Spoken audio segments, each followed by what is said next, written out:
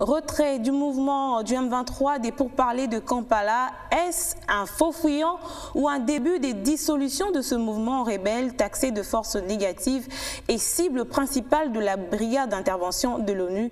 Tentative de réponse dans cet élément. On se demandait ce qu'allait devenir le M23 après la signature de l'accord cadre du 24 février dernier à Addis Abeba et surtout après le vote de la résolution 2098 du Conseil de sécurité des Nations Unies. La réponse est peut-être venue des agissements de la délégation de la rébellion, actuellement dirigée par Sultani Makenga, qui s'est retiré ce jeudi des pourparlers de Kampala.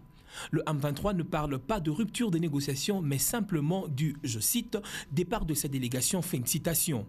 Mais selon des observateurs, le M23 s'attend à sa mort prochaine à la suite du déploiement imminent de la brigade d'intervention et cherche ainsi à mobiliser ses troupes pour défendre la partie du territoire congolais qu'il contrôle.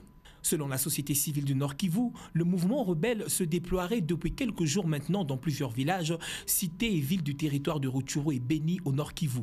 Pour quel objectif? Amorcer la balkanisation de la RDC par la création des territoires rwandais dans l'espace congolais.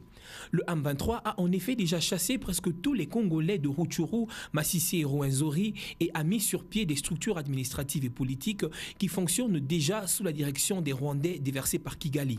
Il faut que la brigade d'intervention vienne libérer le plus tôt ces populations de cette administration criminelle du M23, a affirmé Omar Kavota, président de la société civile du Nord Kivu.